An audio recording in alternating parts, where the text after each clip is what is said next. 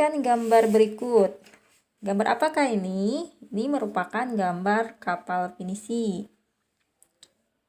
Kapal pinisi ini merupakan kapal layar kebanggaan masyarakat Sulawesi Selatan. Kapal pinisi merupakan kapal yang istimewa karena dibuat oleh tangan-tangan ahli dan menggunakan peralatan yang canggih dan modern. Nah, sekarang baca sebuah cerita tentang kapal pinisi, kapal penjelajah dunia. Nah, sekarang menentukan ide pokok. Contohnya ada di paragraf pertama. Baca dulu. Nah, ide pokoknya ada pada kalimat kapal pinisi adalah sebuah kapal layar kebanggaan masyarakat Sulawesi Selatan. Masih ingatkah bahwa Indonesia merupakan negara maritim atau negara kepulauan yang kaya akan sumber daya alam? Setiap pulau di Indonesia memiliki karakteristik yang berbeda. Masyarakat Indonesia terdiri dari ratusan suku bangsa yang tersebar. Lebih dari 13.000 pulau.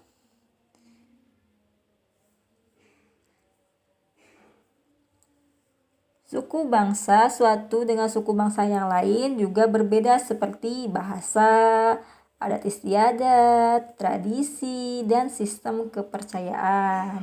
Ciri-ciri keberagaman budaya lokal Indonesia dapat dilihat dari hal-hal sebagai berikut. Yang pertama, keberagaman suku bangsa. Indonesia, nenek moyangnya adalah berasal dari Yunan, Cina Selatan. Mereka bermigrasi dan berinteraksi dengan penduduk indigenous dan Indo-Aryan dari Asia Selatan. Nah, interaksi tersebut berkembang hingga membentuk suku-suku bangsa. Nah, suku-suku bangsa di Indonesia diklasifikasikan menjadi 19 suku bangsa induk. Yang kedua, keragaman bahasa.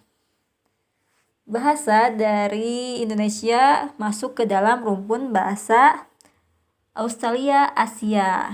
Rumpun ini terbagi menjadi dua, yaitu subrumpun, yaitu bahasa Australia Barat, Austronesia Barat atau Indonesia atau Melayu, dan bahasa Timur atau Polinesia. Dari rumpun bahasa tersebut masih terbagi menjadi ke dalam wilayah-wilayah bahasa, tapi semua bahasa itu dipersatukan oleh bahasa Indonesia. Yang ketiga, keberagaman religi atau kepercayaan.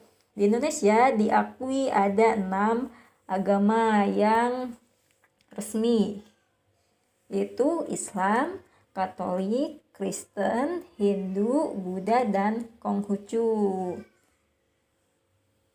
Keberagaman seni dan budaya. Suku bangsa yang beragam di Indonesia tentu menghasilkan kebudayaan yang beragam pula. Baik wujud seni, baik seni sastra, seni tari, seni musik, seni drama, dan pertunjukan. Jadi setiap daerah itu memiliki kesenian masing-masing. Keberagaman budaya memberikan manfaat bagi bangsa kita di bidang bahasa, kebudayaan daerah, terwujudnya dalam bahasa daerah. Dapat memperkaya pembendaharaan istilah di dalam bahasa Indonesia. Dalam bidang pariwisata, potensi keberagaman budaya dapat dijadikan sebagai objek dan tujuan wisata, sehingga potensi keberagaman sehingga bisa menghasilkan devisa bagi bangsa. Adapun dampak-dampak dari kebudayaan, yang pertama, karena mudahnya pengaruh luar masuk ke Indonesia, masyarakat Indonesia lebih mengenal budaya asing seperti di bidang musik, lebih tahu musik luar seperti rap, jazz, blues, dan lain-lain. Dan lebih tahu lagu-lagu luar negeri ditimbang lagu daerah seperti karawitan dan lain-lain. Tontonan dan adegan dalam film yang kurang bahkan tidak pantas membawa efek buruk bagi bangsa Indonesia. Contohnya film-film luar negeri, film-film barat, Korea, dan lain-lain. Dikenalkan kebudayaan Indonesia akibat ramainya perdagangan dan pariwisata yang ada di Indonesia.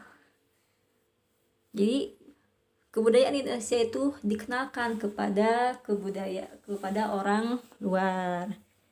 Timbulnya beraneka ragam kebudayaan dan adat akibat pengaruh luar. Contohnya, adanya wayang di Jawa terinspirasi dari cerita India dan hukum adat di Aceh yang terpengaruh oleh hukum Islam.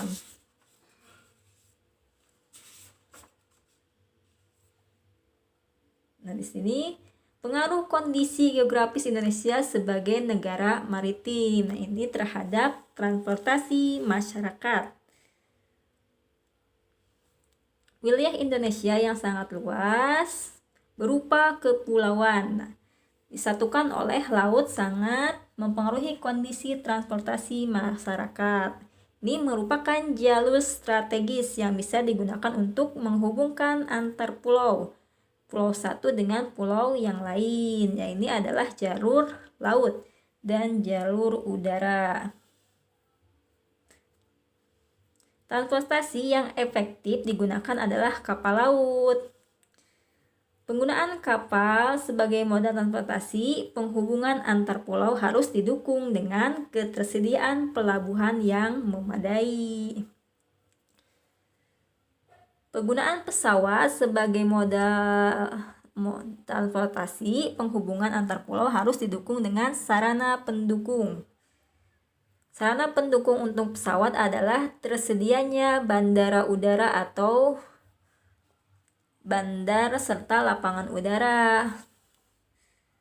Penyediaan dan penggunaan moda transportasi antar pulau yang memadai akan sangat membantu kehidupan masyarakat. Ada daerah yang sangat maju, tetapi ada daerah yang masih sangat tertinggal. Harga barang kebutuhan di suatu pulau pasti berbeda-beda karena harga kebutuhan di pulau lain. Contohnya, kecil dampak negatif kondisi geografis bangsa Indonesia. Hal tersebut merupakan contoh kecil dampak negatif sebagai negara maritim atau kepulauan. Adapun dampak positif khususnya bagi perkembangan alat transportasi adalah terpacunya bangsa Indonesia untuk membangun dan mengembangkan industri pesawat dan perkapalan. Nah, perhatikan jalur pelayaran antar pulau. Ini merupakan jalur pelayaran di Indonesia. Nah, kemudian ada jalur penerbangan antar pulau di Indonesia. Ini untuk lebih mudah untuk mencapai ke pulau-pulau. Nah, sekarang ada perilaku yang sesuai dengan Pancasila. Nah, sini ada contohnya. Contohnya seperti gotong royong yang sikap yang sesuai dengan Pancasila. Yang tidak sesuai contohnya mengambil mainan orang lain. Nah, di sini kegiatan pengambilan keputusan dari contohnya di sekolah. Nah, ini merupakan sikap sesuai dengan Pancasila. Contohnya pemilihan ketua kelas. Ini dilakukan secara terbuka, dipilih oleh semua anggota kelas.